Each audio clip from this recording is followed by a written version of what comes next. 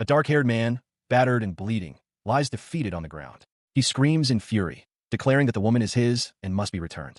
Above him, a red-haired hero stands with his sword raised, protectively holding a blonde woman. The hero proclaims that Selvia belongs to no one and orders the fallen man to release her. With tears streaming down her face, the blonde woman, Selvia, looks back. She apologizes to Brother Kane and states her intention to find happiness with Abel. Her words of final farewell as blood spatters nearby, sealing the villain's fate. This entire dramatic confrontation was merely playing out on a screen. In a dimly lit room, a figure wearing a dark, shark-themed hoodie watches the game's ending. On the monitor, Abel embraces Selvia over Kane's fallen body, promising they will now be together forever. The game's epilogue continues, with Abel vowing to protect his love and declaring that he will never forgive anyone who would harm her. This heroic promise is immediately followed by a scene depicting him surrounded by a large group of adoring young women, the harem he apparently built after saving them. Slumped in his gaming chair, the hooded viewer expresses his profound disappointment. He complains that Selvia was supposed to be the main heroine, yet she was treated as just another member of the harem.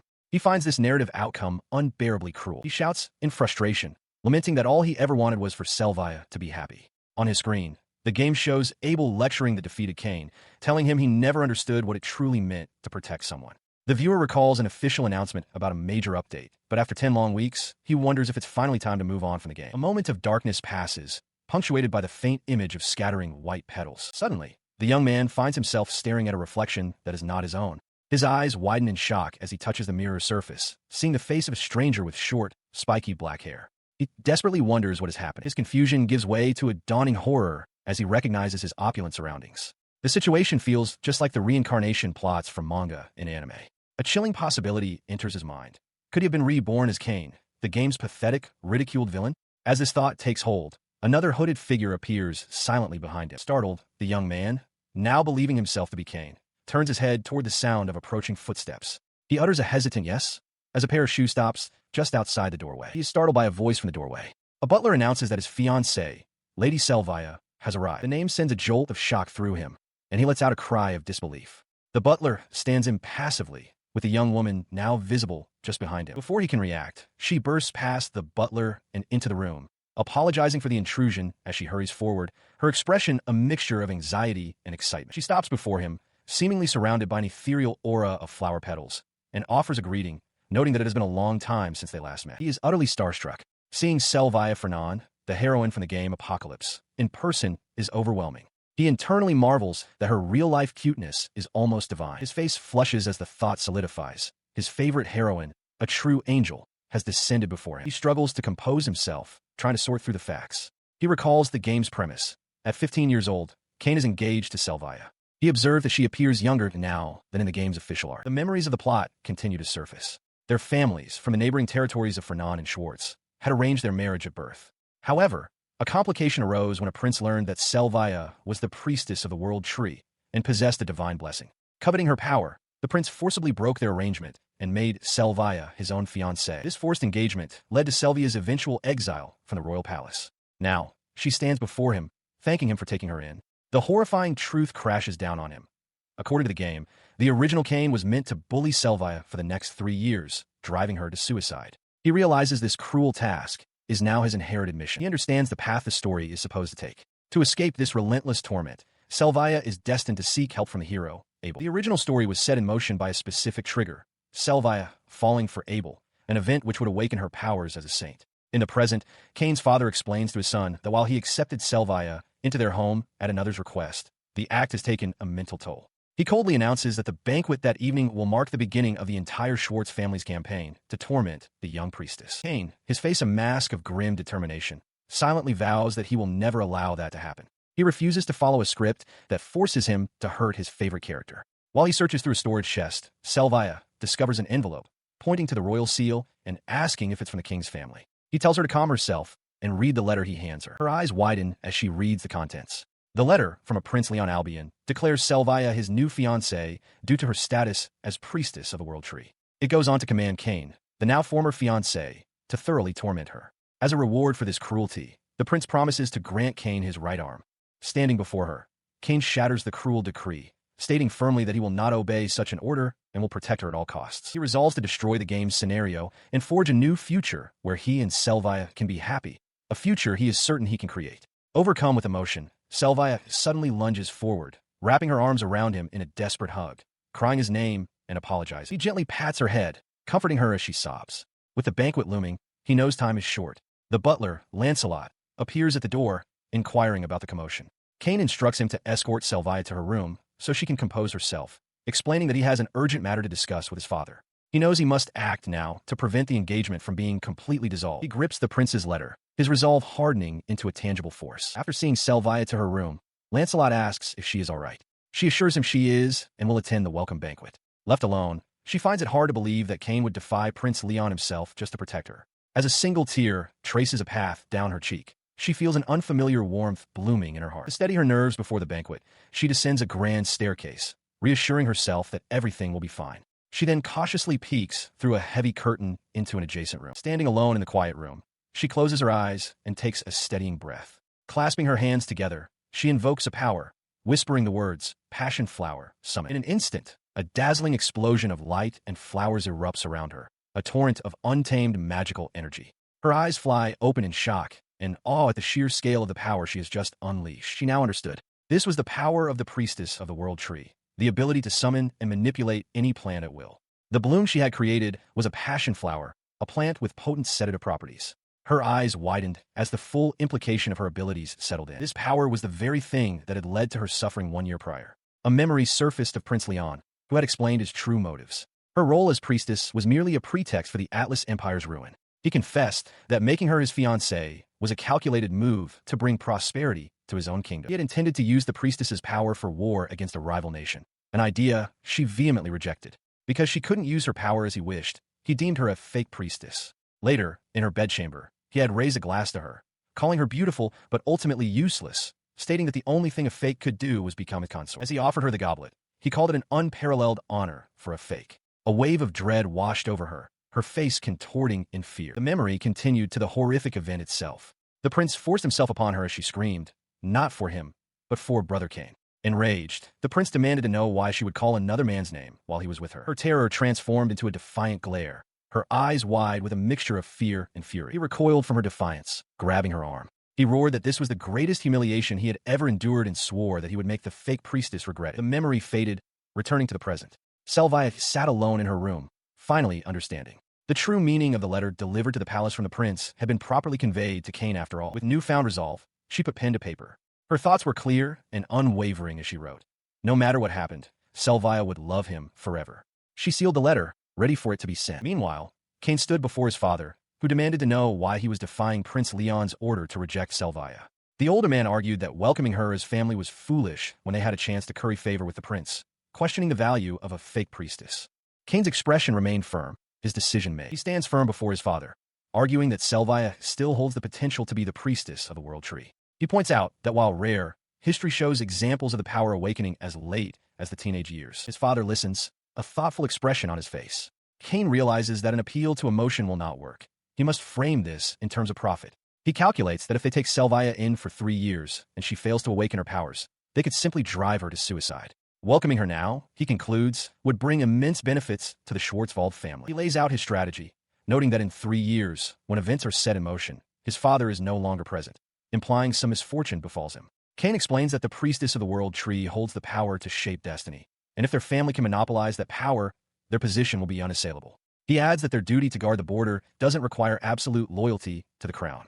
His father strokes his chin, conceding the logic in his son's argument. In a grand, book-lined study, Kane approaches his father from behind. He muses internally that while ignoring a direct order could lead to being disowned, it's a worthwhile gamble. He addresses his father directly, asking how long he intends to stand by the royal family, warning that a foul wind is blowing. His father turns, demanding to know what he means. Kane calmly reports that his men have discovered a Mithril mine within their territory. The news strikes his father with visible shock, his eyes widening in disbelief. He recalls the location, a Mithril mine that, in a world he knew, was hidden in an area that could not be discovered by purely physical means. His father presses him, asking if the discovery is real. Kane confirms it is, then immediately proposes a bold strategy. He suggests they shouldn't report the finding to the royal family. Instead, they should secretly organize their own forces to mine it, and if questioned, they can simply claim they were seizing the authority to tax the operation. The Lord slams his hand on the desk in agitation. Kane continues, explaining that the mine lies on the border with the Fernan territory.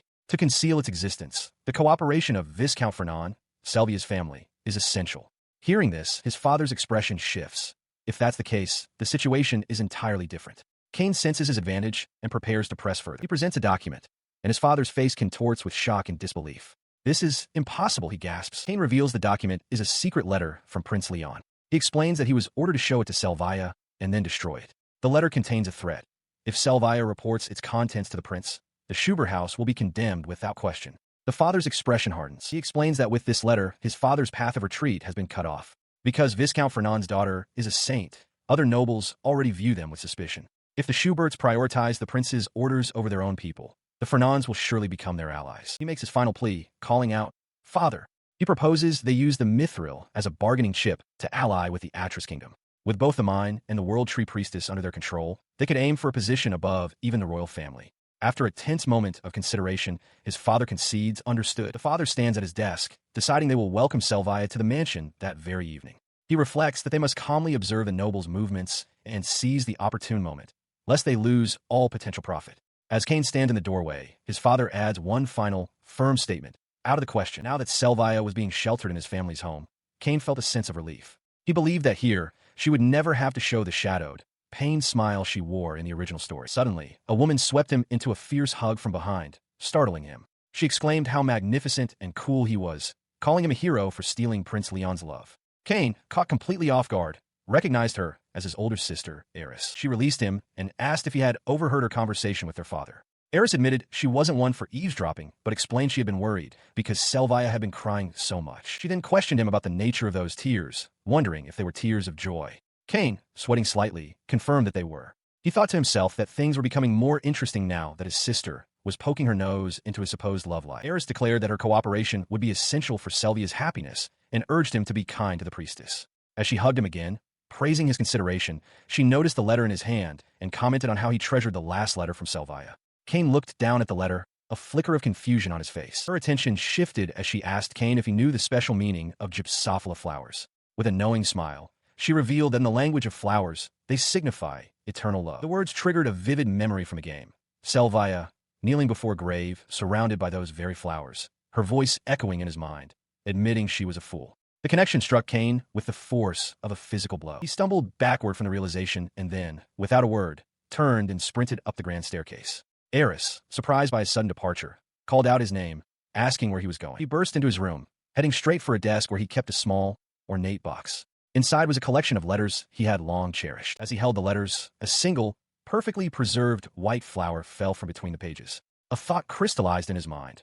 Only one person possessed the power to control plants in such a way, the priestess of the World Tree. He stood over the desk, his mind racing. The timing was too perfect. Selvia awakening her holy power. It must have been a direct result of the false accusations leveled against her by Prince Leon. As he processed this, Aerys entered the room, a concerned look on her face, asking what was troubling him. The words on the page seemed to burn into his memory. Love for Kane. The weight of this revelation pressed down on him. Selvia, the priestess of the World Tree, had left a message meant only for him, a promise that her love would endure for eternity. He turned to his sister, his expression now one of urgent purpose. He addressed her formally, explaining that he had just realized he hadn't prepared a gift for Selvia for the welcome party. He then asked if she would help him gather some baby's breath. Aerys's eyes lit up. She declared it a wonderful idea, a perfect gift for one's fiancé, and eagerly offered to handle the wrapping herself. The grand clock in the hall marked the passing time, adding to the sense of urgency. True to her word, she skillfully arranged a beautiful, voluminous bouquet of the delicate white flowers, tying it with a houndstooth ribbon. With the gift complete, he rushed through the halls, breathing heavily as he hurried to the party. He burst in the grand ballroom, where Prince Leon stood beside Selvia. The prince greeted him with a condescending tone, questioning what could have been so important as to keep his fiancée waiting. Selvia's eyes widened in surprise at his sudden arrival, while Kane simply stated that he had been preparing a bouquet for her. He presented the flowers, apologizing for his clumsiness and for only now understanding the meaning behind the flowers she had sent him. He asked if she would accept his bouquet, which carried the same message of eternal love. Tears welling in her eyes, Selvia accepted without hesitation, whispering how happy she was. He gently took her hand and kissed it, a gesture marking not an end, but a beginning. Later, as they sat together at the banquet, he reflected on her fate in the game. Selvia had never found happiness then. He steeled his resolve, wondering if, from this moment forward, he could be the one to finally give her the happiness she deserved. He stood with Selvia on the balcony, realizing that her identity as the World Tree Priestess remained a secret from everyone. She turned to him, explaining that she knew he hadn't accepted her simply because she was a priestess, but because he genuinely cared for her. Her words struck him. He had always been fond of Selvia, but he knew that if her true identity were revealed, she would be handed over to Prince Leon. This thought solidified his resolve. He would work harder than anyone to become strong enough to ensure Selvia was never taken from him. He asked what she had said to anger Prince Leon. Flustered, Selvia confessed that when the prince tried to force himself on her, she had instinctively cried out Kane's name. A flicker of rage crossed his face as he processed her words. He understood now. Prince Leon, aware of Selvia's feelings, had deliberately tried to retaliate against him through her. Seeing the anger in his eyes, Selvia quickly tried to calm him, insisting that it was all right and that she had a plan. His mind, however, was already racing ahead. He recalled that in 1 year, Prince Leon would sponsor a martial arts tournament where the victor would be granted a boon. With sudden conviction, he declared his intention to enter and win it, leaving Selvia utterly stunned. He saw the worry on her face and offered a reassuring smile. He acknowledged that the hero, Abel, would surely be a participant, but it didn't matter. He was certain that if he focused on becoming the strongest he could be, victory was assured. He then laid out his strategy. As the winner, he would request his boon from Prince Leon, to forgive Selvia's sins and to attend their wedding as a friend. He mused that the prince would find it impossible to refuse such a public request. The brilliance of the plan struck Selvia. She realized with a gasp that his victory would completely invalidate any command Prince Leon had over her. He looked at her with fierce determination, vowing that even if her identity as the true priestess were exposed, Prince Leon would never lay a hand on her again. Overwhelmed by the lengths he was willing to go, Selvia could only gaze up at him in adoration. He stood with Selvia on a moonlit terrace, the ground covered in a sea of glowing flowers. As he gently took her hands in his, she looked at him with unwavering resolve and made a solemn vow. She would never leave his side again. A new day begins with rigorous training. Kane runs along a track, his breathing heavy and rhythmic as he pushes himself. He tries to calm his nerves, telling himself not to worry. He continues his run, a grimace of effort on his face as his mind flashes back to the life of gluttony he once led. Nearby, a group of maids watch him, whispering among themselves. They gossip about how he boldly declared he would win the martial arts tournament in a year, and they wonder how long it will be before he breaks down from the strain. It is a known fact, a pre-written destiny. In 1 year, the winner of the martial arts tournament is slated to be the hero, Abel. As Kane gasps for air, this destiny flashes through his mind. Abel, the protagonist of this world, standing proudly with the holy maiden Selvia, who leads a veritable harem of beautiful women. The thought steels his resolve. To win, he cannot afford to be lazy. One of the maids continues to watch him from afar, reflecting on the situation. She knows that Selvia must not be taken from him, and surmises that Kane must have been severely reprimanded by his older brother for his sudden change in attitude towards his family and Selvia. His training lap brings him right to the maids. He stops, catching them by surprise. One of them blurts out that he swore he would protect Lady Selvia.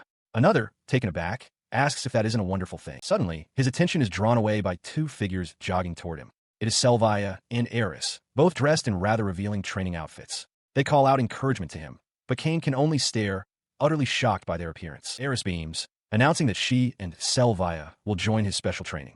Kane expresses his sincere thanks, realizing that with his sister's cooperation, it will be much easier to test his knowledge from the game in this new reality. The 3 of them begin to run together. Selvia remarks cheerfully that it feels like they're playing a game of tag. Kane, however, seems preoccupied by the chain in his hand. He glances at the chain, which is attached to a collar around Selvia's neck. He's flustered, thinking that having Selvia as his fiancée is like a dream come true. Selvia, meanwhile, smiles blissfully and says that this is fun, like playing master and pet. He is taken aback as Selvia presents him with a collar and chain, declaring herself his property and urging him to hold on tight. Flustered, he questions her words, but she simply states that when they are outside, he is free to mistreat her as he pleases before dashing away. Earlier that morning, Prince Leon had expressed his doubts about Kane's obedience. He had given Aerys a portable magic photography device, ordering her to capture and send him images of Kane tormenting Selvia. Examining the device himself, Kane realized it was a convenient magical item that could imprint a subject's image directly onto paper, like a camera and printer in one. Aerys explained their plan. They would use the collar to stage photos of Selvia being mistreated, all for the sake of securing Kane's future. With a cry of determination, Selvia began to run, the chain connecting her to a reluctant Kane. He held the chain, a bead of sweat rolling down his face as an unfamiliar, unsettling feeling washed over him. As she snapped a photo, Aerys praised their expressions, noting that Kane perfectly embodied the role of a villain tormenting a poor, helpless girl. Selvia collapsed to the ground, panting from exertion. Aerys observed that she still seemed a bit shy and instructed Kane to adopt a more severe expression and deliver some suitably villainous lines. He embraced the role, reminding himself it was all an act to deceive the prince.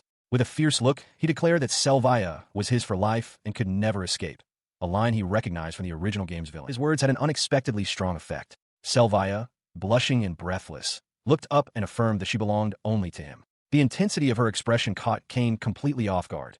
This was far too convincing. As Aerys began to suggest the next stage scene, their role-playing was abruptly interrupted.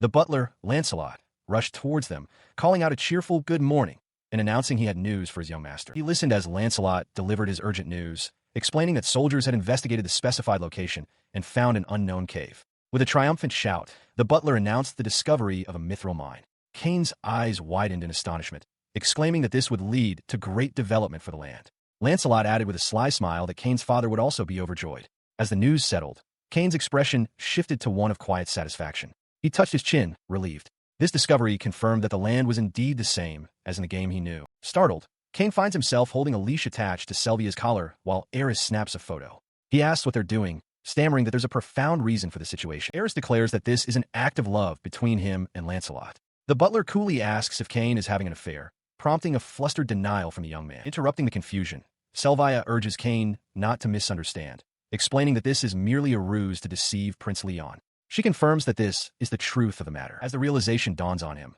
Kane's expression shifts to one of urgent purpose. He declares that he has a favor to ask of Lancelot. He turns to the butler, asking if he was truly the strongest knight in the former kingdom. Kane then makes his request for Lancelot to teach him swordsmanship. The butler looks down at him sternly. Lancelot questions if he is serious, and Kane affirms that he is. He recalls from his past life that Lancelot was the guardian of the villainous noble Kane in the game, a formidable enemy that was best avoided early on. With a determined grin, Kane announces his goal, to win the martial arts tournament in the capital. Lancelot's expression remains skeptical and unimpressed. Lancelot agrees, but on one condition. Kane must first learn a combat-related skill. If he can do that, Lancelot will take him on as his disciple. Kane eagerly accepts, promising to achieve it immediately. Aerys expresses doubt that skills can be learned so easily. Selvia clarifies that in the game Apocalypse, it was possible to acquire skills by clearing difficult conditions. Lancelot listens, intrigued. Lancelot accepts the terms. He instructs Kane to inform him once a skill has been acquired. As the butler walks away, Kane watches his back, resolving to do whatever it takes. He is immediately met with enthusiastic offers of help. Selvia declares that she can assist with anything he needs, while Aerys waves in agreement, adding that his success will be a great help to her as well. Taking them up on their offer, he stands in a training yard holding a wooden bat. He instructs Aerys to start throwing balls at him, explaining that while the conditions for learning skills are difficult, he believes there are loopholes. Aerys seems taken aback by the unusual request. She complies, and soon both she and Selvia are pitching projectiles toward him. With focused determination, Kane swings the bat again and again, striking each ball as it comes. After the 30th consecutive strike, a familiar voice echoes in his mind, a system notification from the game world. It announces that he has successfully acquired the skill Arrow Repel, which increases his efficiency at deflecting projectiles by 50%.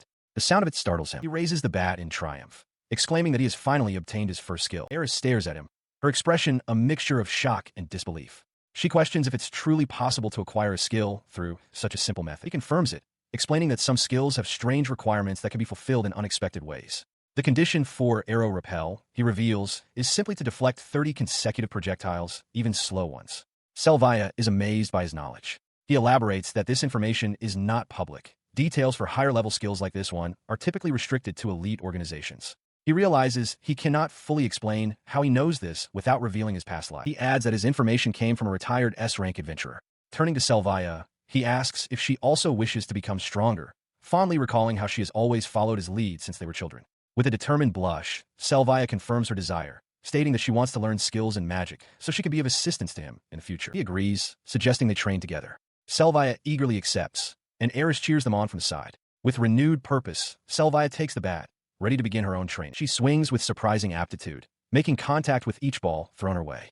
Just as it did for Kane, the system notification sounds in her mind after the 30th successful deflection. A look of astonished joy crosses her face as she realizes she, too, has succeeded. Overjoyed, she throws her arms around Kane, proudly announcing that she has successfully learned the Arrow Repel skill. He seems taken aback by the sudden embrace, a slight blush on his cheeks. Her enthusiasm unabated, she eagerly asks what she should do next to become stronger. Kane considers this, thinking he should teach her fire magic next. He recalls a secret technique that can dramatically increase the power of the priestess of the World Tree's fire magic, a perfect match for Selvia's true, outstanding potential. After a period of intense training, Selvia sits exhausted, panting heavily. Aerys thanks her for her hard work, remarking that this effort is all for their beloved Kane's sake, a sentiment Selvia readily affirms. Watching them, Kane reviews Selvia's progress on a screen. He recalls that in the game, she was a support character focused on healing. He realizes he is forging a new path for her, transforming her into a fire-specialized shield mage. a build no one else would ever conceive. His thoughts then turn to Aerys. A chilling memory surfaces. In the game he knew, Aerys wasn't even a character. She had already perished before the main story began. This means that something could happen to her within the next 3 years. A steely resolve forms in his eyes as he clenches his fist. He makes a silent vow. If that tragic fate approaches, he will save Aerys, too. Inside a grand estate, Kane stands before his butler, Lancelot, holding a practice sword. He excitedly announces that he has acquired a skill and asks Lancelot to teach him swordsmanship as promised. Lancelot, a man who was once a renowned knight of the kingdom 2 decades prior, looks down in disbelief, questioning if Kane is serious after his recent behavior. He insists that he is, explaining that Lancelot possesses a skill that can destroy an opponent's held skill, and he needs him to examine his own. With a formal bow, Kane makes his request. The butler, still processing the sudden change, agrees to the examination. Lancelot is stunned by the results. Kane possesses not only a unique skill called Black Moon Sword, which grants a swordsmanship attribute, but also the skill Arrow Piercer, which increases the success rate of hitting with a thrown tool by 50%. The butler shouts in disbelief, recognizing Arrow Piercer as a skill so advanced that even royal guards struggle to acquire it, its learning method a national secret. He cannot comprehend how Kane could have learned it with only 30 days of practice. As Lancelot imagines a fully armored soldier being peppered with arrows, Kane clarifies his intentions. He states with conviction that he is serious about aiming for victory in the martial arts tournament in order to protect Lady Selvia. He beams, reaffirming that he is completely serious and plans to entertain Selvia with the help of the entire staff. Lancelot watches him, a bead of sweat on his temple. His expression strained as Prince Leon and Selvia are seen in the background. The butler's expression hardens. He concedes that he had underestimated the young master's resolve. He then issues a stern warning. If Kane is truly determined to protect Selvia, even if it means defying Prince Leon, he must be prepared to make an enemy of him. With that, Lancelot outlines the first step of his training regimen. Kane must perform 1,000 practice swings with his sword every single day for a month. Without this foundation, he explains, winning the tournament in a year is an impossible dream. The butler's mind races, solidifying the true goal. Kane must reach swordsmanship level 5 within the year. He knows that while level 1 provides a 10% boost to attack and accuracy, level 5 grants an extraordinary 50% increase. It is the pinnacle of swordsmanship, a level of mastery only a knight captain could hope to achieve. Kane, however, is completely unfazed. He agrees that for someone of ordinary talent, such a feat would be impossible in a year. With a confident smile, he counters Lancelot's proposal, suggesting he will do 3,000 swings a day instead, asking if that will suffice. Lancelot is taken aback. He knows that mere swinging won't be enough and recalls his own arduous training. Still, he agrees, deciding to first teach Kane the proper forms for his 3,000 daily swings. He privately believes this grueling task will surely make Kane give up, serving as a stark reminder of his past indolence. With the deal struck, Kane beams and offers his thanks. He began his training, wooden sword held ready. He offered his thanks to Lancelot for the guidance, a sentiment that seemed to catch the butler off guard, who found it unbelievable that Master Kane would express gratitude. With renewed focus, Kane swung the practice sword with all his might. His movements were flawless. A notification appeared in his mind. He had acquired swordsmanship level 1 after just 3 swings. Lancelot and Kane's father watched in disbelief. The butler questioned how Kane could have perfectly replicated his form after seeing it only once. Kane himself was amazed, realizing that with every motion, his understanding of the blade became more profound. It is a known truth that a unique skill is a special ability, inherent only to the individual who possesses it. This truth explained Kane's astonishing progress. Lancelot, watching him, could only murmur that the boy's growth was beautiful. Kane understood now. His unique skill, Black Moon Sword, was the source of this power, a blessing from God granted to a select few. He found this newfound talent for swordsmanship to be quite fascinating. His fascination drove him to train until he collapsed from sheer exhaustion. Lying on the floor, drenched in sweat, he cried out to Lancelot that he had done it. The butler stood over him, calmly acknowledging his impressive effort. The butler continued to watch the young master's relentless practice. He mused internally that Kane was a true genius, blessed with both talent and an unquenchable passion for the sword. He wondered what would become of him, then asked Kane if he would like to be taught swordsmanship. Later, Kane's father discussed the matter with Lancelot. He observed that his son was clearly different now, concluding that the boy's latent talent had finally awakened. He gave Lancelot his full support, instructing him to provide the necessary push. The butler bowed his head in assent. He reflected internally, never having imagined he would have the opportunity to cultivate such a prodigious talent with his own hands. The next day, on the sprawling grounds of the estate, Kane relentlessly practices his swordsmanship. Sweat drips from his brow as he swings a wooden sword, his hands raw and bandaged from the effort.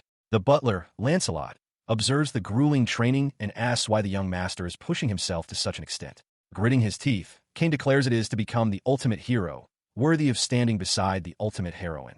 Lancelot is left perplexed, pondering the meaning of a best heroine. He continues his drills, the sound of the wooden sword cutting through the air growing sharper with each swing. Lancelot watches with a faint smile, impressed by how much stronger Kane is becoming. He notes that the boy's fire magic training is progressing even better than anticipated. From across the grounds, a cheerful voice calls out to Kane, congratulating him. Turning, he finds Selvia approaching him with a bright smile.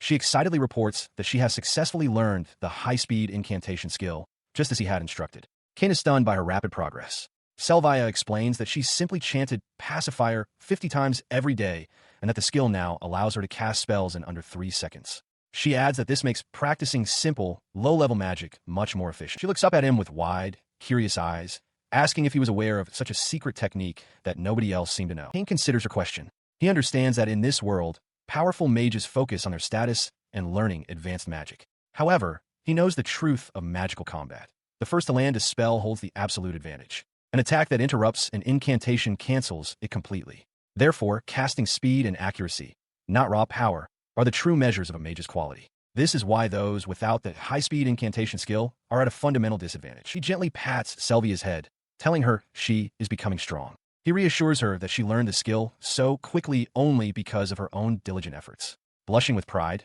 Selvia declares that she must strive this hard to be worthy of proudly calling herself his fiancée. Flustered by her declaration, Kane tells her that while he appreciates it, she shouldn't overexert herself. Selvia looks at him, puzzled, and points out that he himself performs 3,000 practice swings every single day. She then presents him with a small vial, introducing it as an enhanced recovery potion. She explains that thanks to her pharmacist level 1 skill, she can craft such items from the right materials. This one has been fortified with mandragora components to greatly increase its restorative effects. With a warm smile, she states that managing his physical well-being is her duty. Kane examines the vial, thinking it looks just like any other recovery potion. A moment after consuming it, a jolt runs through him. The profound exhaustion from his training vanishes instantly, leaving him feeling completely refreshed. He stands up straight, amazed, exclaiming that Selvia is truly incredible and that he wants her by his side more than ever. Pleased, she asks what they should do next. Kane suggests they train in fire magic together, and then move on to monster subjugation. Selvia's expression becomes serious. She informs him that monster subjugation is not a task for the esteemed Schwartz family, but for the lowly Adventurers Guild. She then delivers a grave warning. A bloodbear, a fearsome A-rank monster, has appeared in the nearby forest. It is a beast so powerful that even the Adventurers Guild is unable to handle it. In his study, Kane's father listens as a village elder pleads for aid. The elder begs him to dispatch soldiers, but the lord refuses, questioning why he should waste precious military strength on monster subjugation. Unseen, Kane and Selvia listen from behind a slightly ajar door. He realizes his father is arguing with the village elders about the blood bear, understanding the gravity of their request. He cannot stand by. Kane strides into the room, startling his father and the villagers. Addressing his father directly, he declares that he will accept the request and handle the monster subjugation himself. The villagers are overcome with emotion at his unexpected offer. The elder, with tears in his eyes, expresses his profound gratitude, admitting he is at a loss for words. Standing beside a concerned Selvia, Kane simply asks if that is all. Her expression, however, is one of deep concern. She thinks about the enemy, an A-rank monster, and how reckless it would be to face it without a solid plan. She believes Kane must have some strategy in mind. Her thoughts are interrupted when the younger villager recognizes Selvia, asking if she is the infamous sham saintess who deceived the prince. Kane's expression darkens instantly. He shouts at the man, forbidding him from calling her that, and declares that he and Selvia will go together. He pointedly corrects the man, stating that Selvia never claimed to be a saintess. It was the church that arbitrarily recognized her as one, and that was their mistake alone. The villagers, taken aback, quickly apologize for their rudeness. His staunch defense fills Selvia with admiration. As she gazes at him, she thinks to herself that he is truly the greatest man in the world. Kane, meanwhile, tells her he won't forgive anyone who speaks ill of his people, asking if she is truly ready for this. Having settled the matter of her honor, he turns back to his father. He declares they have no need of his father's help. He and Selvia will defeat the monster alone. His father, still shocked, refuses to lend soldiers but offers Lancelot's services instead, warning that this will leave the world tree unprotected. The butler asks if he is certain. The butler steps forward, accepting the order without hesitation.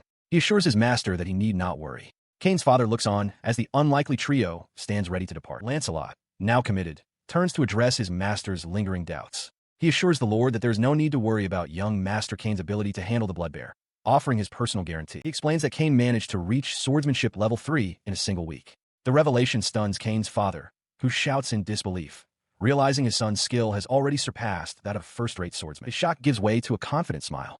He muses that such a fearsome talent, combined with the unique skill Black Moon Sword, is so extraordinary it's almost laughable. Selvia expresses her astonishment to Kane, remembering he was only at level 2 the day before.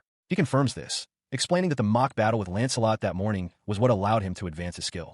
He offers his thanks, but Lancelot humbly dismisses it as his duty, adding that he will continue to train Kane with all his might. He then turns to Selvia, encouraging her to also strive harder so as not to be a burden to Kane. Lancelot's words strike a chord within her. The thought of being taken back by Prince Leon fills her with dread. She resolves that she must gain the strength to survive alongside Kane. He recalls her past as the priestess of the World Tree, how she was prepared for death when her identity was revealed, and how he had to help her escape. He strengthens his resolve to ensure she has the power to defend herself when the time comes. Acting on this resolve, he reaches out and takes her hand in his. The sudden gesture startles Selvia, her eyes widening in surprise. He then gently pats her on the head. A blush spreads across her face, as Kane himself seems momentarily taken aback by his own comforting gesture. Now standing at the edge of a vast forest, Kane remarks that it's fortunate this land is part of the Schwartz territory. As an image of the ferocious blood bear looms in his mind, he thinks to himself that this will be the perfect place to raise Selvia into the strongest beast imaginable. In the training yard, Kane raises a sword high above his head, its blade glowing with concentrated power. Across from him, Abel watches intently, letting out a fierce cry. He brings the weapon down with explosive force, completely obliterating the wooden training dummy in a shower of sparks and splinters. From a distance, the butler Lancelot observes the display of power. Lancelot approaches, congratulating the young master on his excellent performance. Kane beams, noting that his Black Moonsword skill has powered up just as he'd hoped, increasing both its attack power and accuracy. The butler expresses his admiration, stating that such power should be used to protect the people. He remarks on how quickly Kane reached swordsmanship level 3 under his tutelage. Kane touches his hair, thinking to himself that all he needs now is real combat experience to grow even stronger. He thanks Lancelot, admitting he never thought he'd be challenging an A-rank monster. He credits the butler for persuading his father to allow it, and asks if he has a plan. The target is a blood bear. This beast uses few magic or attack patterns, but it is classified as A-rank because without knowing the proper way to handle it, it is an incredibly fearsome opponent. Kane's eyes sparkle with excitement at the thought of the bonus points he'll get for leveling up, which should also fulfill the conditions for acquiring a super rare skill. Lancelot bows deeply, expressing his belief that Kane was born to be a true hero, and bids him to go. As he walks toward the forest, a thought crosses his mind, bringing a blush to his cheeks. He agrees that it is indeed nice to be with Kane-sama. He is joined by Selvia, the priestess of the World Tree, now clad in a traveling cloak.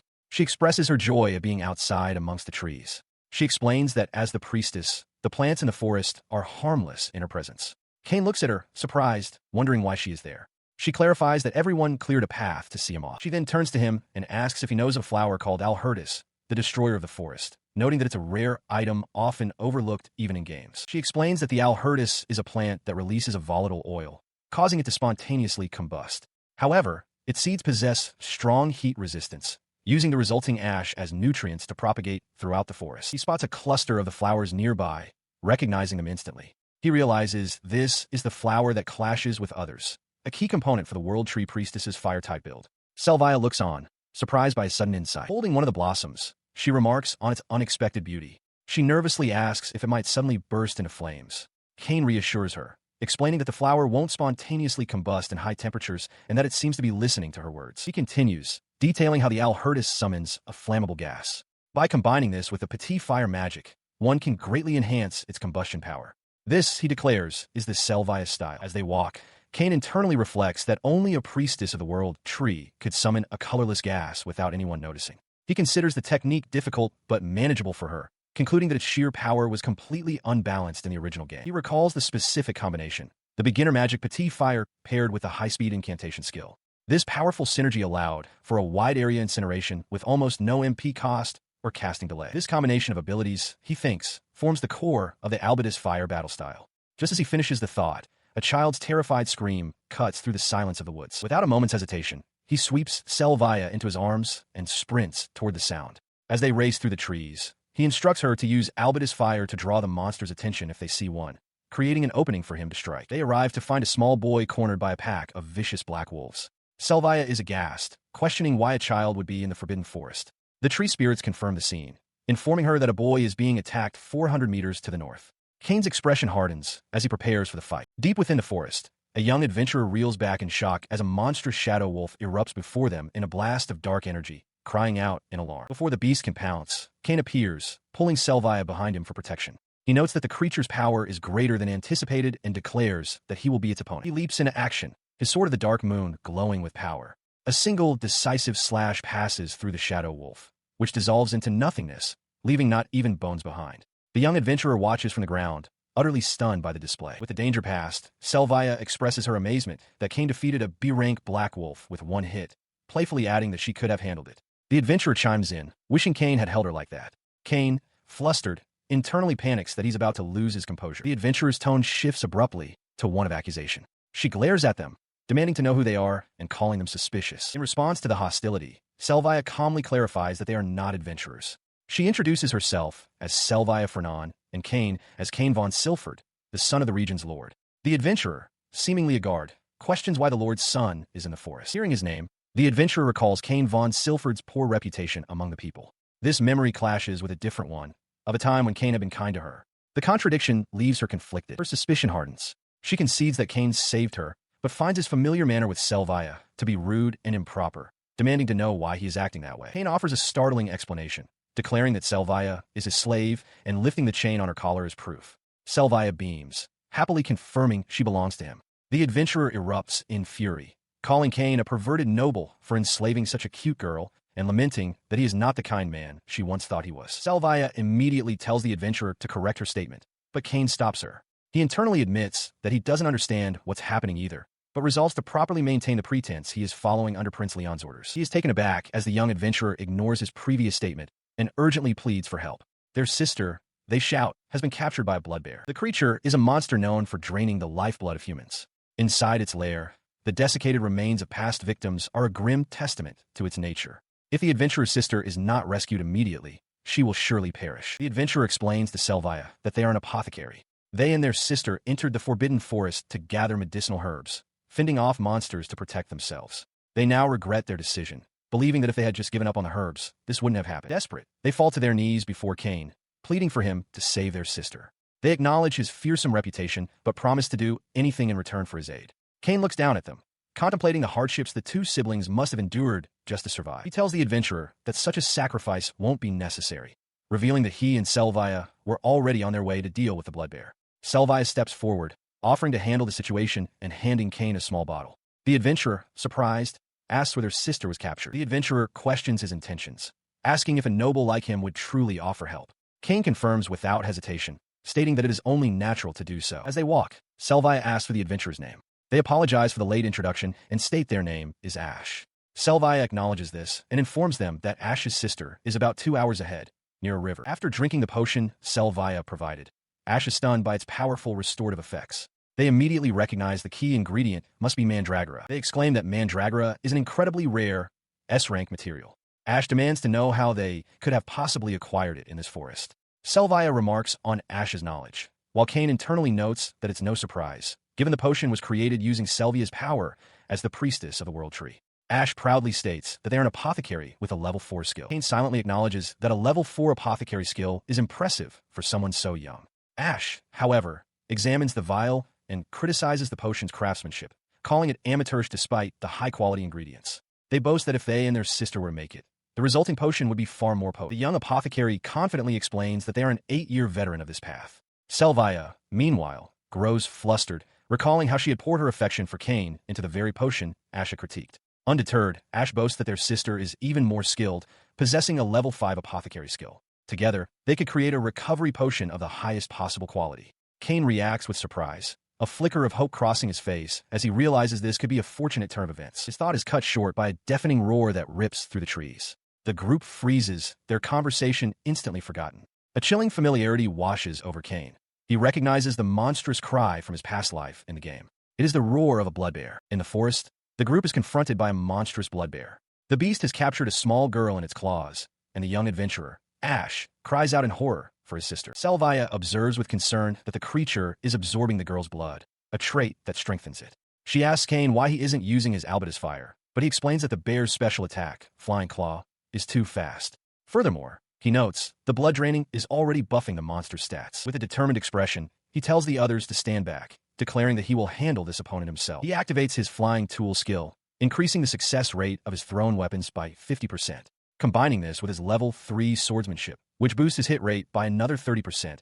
He unleashes a blinding flurry of slashes. The whirlwind of steel creates a massive cloud of dust, effectively neutralizing any projectile attacks from the bear. Ash can only watch, stunned by the display. As the dust settles, the bear stands dazed. Ash marvels at the incredible swordsmanship, then realizes with a start that the swordsman is Kane. The blood bear's attack pattern is predictable. In close quarters, it will almost certainly strike down with its right arm.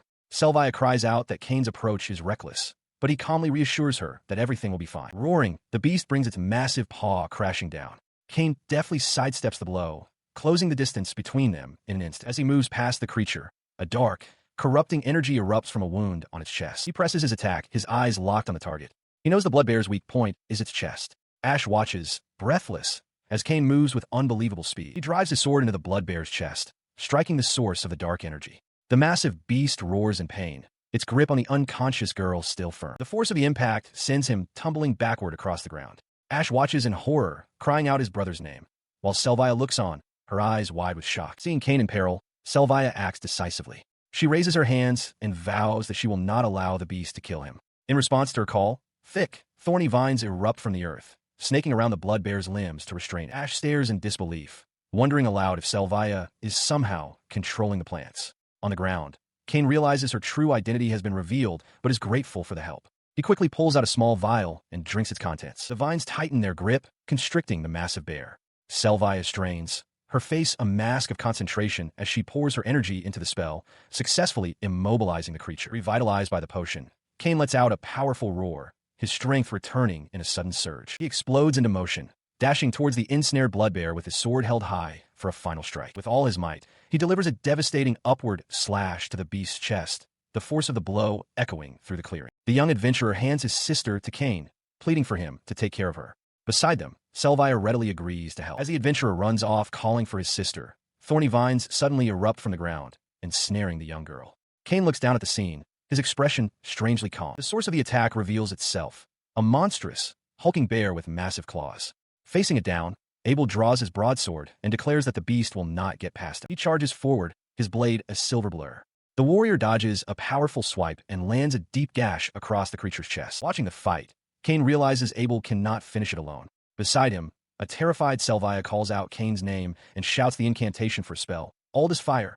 A torrent of dark energy erupts and surges toward the roaring beast. The beam of dark magic streaks across the clearing, a complex magical circle glowing at its point of origin. It impacts the bear in a violent explosion of shadow and force, completely engulfing the creature. As the blast subsides, Kane stands with his sword at the ready. He notes internally that the guard over the monster's weak point, its chest, has been dispelled. The beast, now vulnerable, stumbles forward as its chest glows ominously. With a focused gaze, Kane raises his hand, and dark, thorny tendrils erupt from the earth, piercing directly through the monster's heart. It collapses, its body dissolving into black motes of energy. Selvia, her eyes wide with a mixture of shock and relief, cries out that Kane has done it. She watched as the dark flames of all this fire crackled, consuming the monstrous bear's remains. The creature's massive form dissolved into sizzling black ash, its clawed hand the last part to vanish. As the last embers faded, a notification materialized before Kane's eyes, congratulating him for defeating a monster more than 30 levels his superior.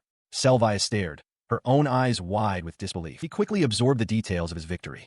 He had acquired the giant killing skill, and his level had jumped from 7 to 15. His unique skill, Sword of the Black Moon, had also grown stronger, now granting a 30% boost to his swordsmanship's accuracy and power. She clasped her hands, her initial shock turning to elation. She explained that giant killing was a powerful skill that would double his attack power and agility against enemies with less than half their health remaining. It was, she declared, the most crucial offensive ability in this world. Kane, looking over at her, realized her support had been instrumental. While they celebrated the victory, the young adventurer, Ash, knelt beside his sister.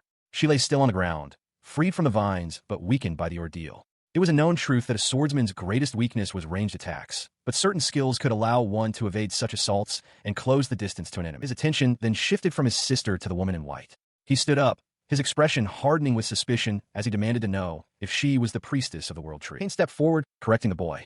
He introduced her simply as Selvia, explaining that if her true identity were revealed, he would be separated from her by her fiancé, Prince Leon. Selvia's face fell, the weight of her situation evident. He then knelt before the young adventurer, humbling himself. He pleaded with Ash to keep her identity a secret, revealing that Prince Leon intended to exploit the priestess's power for his own ambitions of war. Ash stared back, his expression intense. Kane met his gaze, a silent vow forming in his mind. In the worst-case scenario, he would have to confine Ash for a year, doing whatever it took to protect this secret. Kneeling protectively over his sister, Ash clenches his fists with resolve. He declares fiercely that he would never betray the person who saved them, telling Kane not to underestimate him. His outburst is met not with suspicion, but with a gentle smile from Kane, which leaves Ash momentarily flustered. Selvia then chimes in cheerfully, telling Ash it is an honor to meet him. She explains that to her fellow elves, the priestess of the world tree is a divine figure, an object of their worship. Kane then asks why Ash wouldn't simply cause a stir by informing the other elves of Selvia's presence.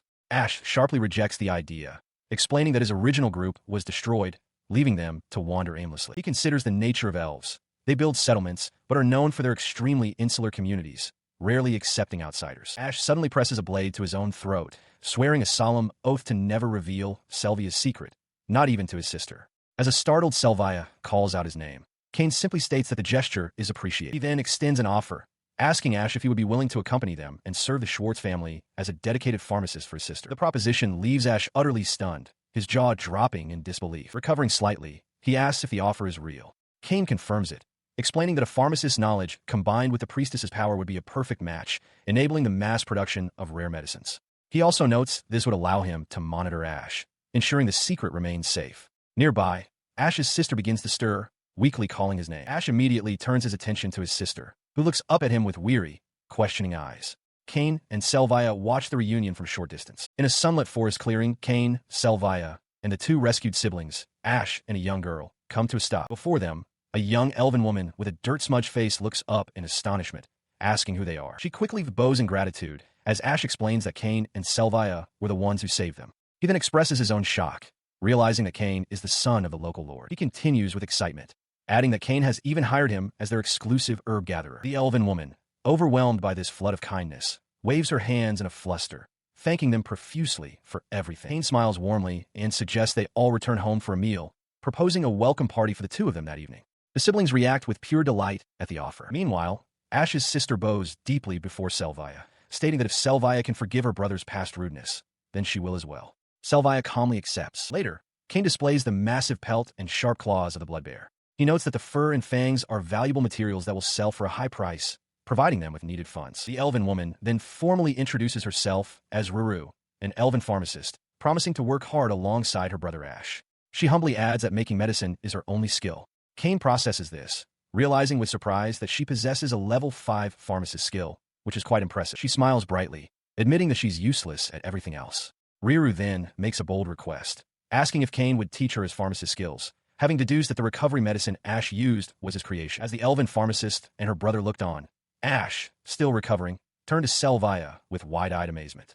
He asked if the recovery medicine he received was her own creation. Their journey concluded at a grand, sprawling estate, bathed in the light of a new day. 90 days passed since Kane regained the memories of his past life. He established a routine of strenuous training, running across the estate grounds until he was panting for breath, with Selvia playfully jogging behind him. His efforts did not go unnoticed. A group of maids, seeing him, called out with admiration, remarking on how wonderful he looked and asking him to turn their way. Flustered by the sudden attention, Kane realized he was grinning uncontrollably, a reaction he'd never had around girls in his previous life. Selvia leaned in close, her expression a mixture of amusement and possessiveness, and pointed out that his grin was far too wide. She then assured him that it was wonderful that everyone was learning of his true nature. With great pride, she declared that he was now the guardian deity of the Schwartz territory. Kane, however, found the title to be rather grandiose. He couldn't deny his reputation, though. His rank in the Adventurers Guild had risen sharply as he continuously subjugated monsters that even high-ranking guilds couldn't handle, earning him the very title of guardian deity from the people he protected. He reflected on his true motivation. All this monster hunting was simply a means to raise his level, all for the sake of ensuring Selvia's happiness. This devotion was clear as he gently kissed her forehead, to the delight of the watching maids. Though he was being treated like a saint fighting for the people, a deep concern gnawed at him. The game's main story hadn't even begun, yet there was a troubling scarcity of high-ranking monsters. The thought led him to a dreadful possibility. Perhaps this wasn't a fresh start, but a world on a second playthrough, a new game plus. In such a scenario, the difficulty would be higher, and rare, powerful monsters would appear far more easily. He clenched his fist, realizing that if this were true, it would be the worst possible outcome. He considered the grim possibility that the hero's maximum level was 99. The thought sent a cold sweat down his brow. He fretted that at his current growth rate, his level wouldn't even reach 2. With only 9 months remaining, he calculated he might barely reach level 70, a prospect that offered no clear path to victory. His only viable strategy was a grueling marathon of forcing boss monsters to respawn and then subjugating them over and over. As he contemplated this daunting task, a frantic voice suddenly shouted his name. He turned, startled, wondering what kind of necromancy was at play. It was Lancelot, overcome with emotion. The butler confessed that the black market business he'd started was all to fund a private army to protect the domain's people. He tearfully expressed his gratitude, vowing that for the sake of Kane's path of chivalry, he would gladly become a demon if necessary. Selvia, drawn by the commotion, overheard and praised Kane's foresight in creating a private army for the people. Kane, however, knew his true motivation was far simpler. It was all to protect his favorite heroine, Selvia. Lancelot confirmed the requested goods had arrived. Kane explained that to defend Selvia from the massive monster outbreaks, they needed the strongest army possible. Lancelot was stunned that the 15-year-old was planning to completely reshape their military strategy. His shock deepened upon learning that Ash and Ruru were producing top-quality plant materials, which were then sold through an acquaintance of Kane's father in the Atlas Empire. He recalled the strategy guides from his past life. After intense debate, the consensus was that using certain high-priced items in the late game was the most logical path. Based on this, he had simply asked Lancelot to place a massive order, wondering if the butler would lend him a hand. Lancelot, his expression one of absolute resolve, declared he would throw his entire fortune into supporting the domain's people. Kane was taken aback, realizing that for the butler, the happiness of the domain was one and the same as his own. He is suddenly seized by Lancelot, who roars with overwhelming emotion. The butler, gripping him tightly, declares that he is profoundly moved by Kane's dedication. As the butler continues to shout his gratitude, Kane tries to temper the man's fervor, insisting his actions are not just for Lancelot's sake. Nearby, Selvia overhears the commotion, remarking on the incredible story she's just heard. Her attention then turns to her own plans. With tears of happiness welling in her eyes, Selvia announces that Aerys has invited her to go into town to shop for new clothes together. He gently holds her sleeve, expressing his happiness that she and Aerys are getting along so well. However, he explains that he has other matters to attend to and will not be able to join them. Shortly after, a carriage departs, carrying a jubilant Selvia. She waves back towards the estate, shouting about how happy she is and what a wonderful day it has been. Inside a moving carriage, Aerys cheerfully tells Selvia that she is grateful to Kane. She observes that Selvia has changed for the better because of him, noting that his success in both governance and sales is proof of the power of love. With a playful grin, Aerys leans in and asks if she and Kane have kissed yet, causing Selvia to become utterly flustered. Her friend's direct question prompts Selvia to stammer a denial. Aerys asks what's wrong, reminding her that she had been holding her during an emergency just a moment ago. With a gasp, Selvia realizes she might have said something she shouldn't have in her panic. Aerys then explains that Kane is working hard every day to get Prince Leon to approve of his relationship with Selvia. With a determined expression, Selvia adds that Kane is also striving to become a man worthy of her. She confesses her inner conflict, revealing she has resolved not to touch Kane or allow him to kiss her, worried it would cause him anxiety. Selvia recalls asking him to take her to the pharmacist, Ruru, to get a love potion, and now feels she overstepped. She laments that her attempt to be considerate failed, and that she made an unreasonable demand. Hearing this, Aerys reassures her friend, telling her not to worry because her love for Kane is genuine. She continues, insisting there is no need for anxiety. Aerys theorizes that Kane's previous actions, which seemed like those of a minor villain, were all part of a calculated plan to protect Selvia. She promises that as long as she sends her reports, their relationship will not be exposed to Prince Leon. Overwhelmed with gratitude, Selvia begins to cry, thanking Aerys for everything. Aerys smiles warmly and suggests they immediately go buy a beautiful dress in town to try on. As the two friends share their moment, a figure watches from afar. Kane's father smirks, remarking to himself that Kane would surely get a nosebleed over Selvia's cuteness. His thought is cut short by a sudden, sharp crack. The sound heralds destruction as the entire carriage is violently thrown into the air. Its wheels shatter, and the horses rear in terror. From his vantage point, Kane's father can only scream in shock. The violent impact sends Aerys flying within the carriage's confines. As the world tumbles around her, she cries out in confusion and alarm. She found herself unharmed, realizing that her defensive magic had activated just in time. The immediate danger of the crash was over, but a new one stood before her.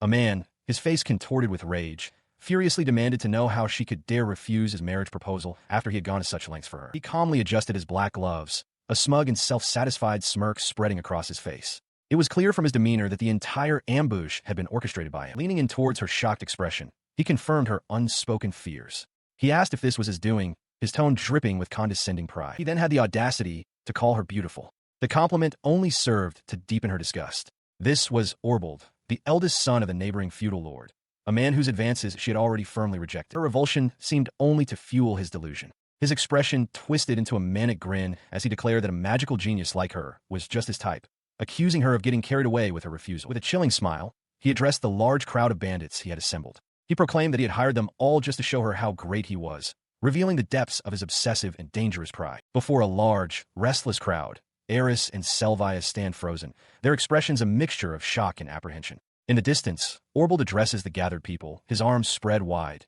inciting the volatile assembly. He turns his furious gaze upon Aerys, shouting that what she is doing is foolish. He declares that with her father, the Marquis, absent, this will escalate into a war with the Shilbad family. With a sneer, he proclaims that all who bear witness are nothing more than slaves to be sold to slave traders. His inflammatory words ignite the crowd, and chaos erupts as people begin to fight amongst themselves.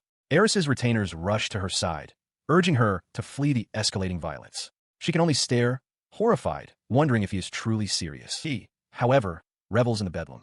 Orbald throws his arms up in triumph, roaring with pleasure. He bellows that this is the consequence for the woman who rejected his marriage proposal, exulting in the power he now wields over her life and death. Amidst the chaos, one of Orbald's men, a large brute with a bandaged face, points towards Selvia.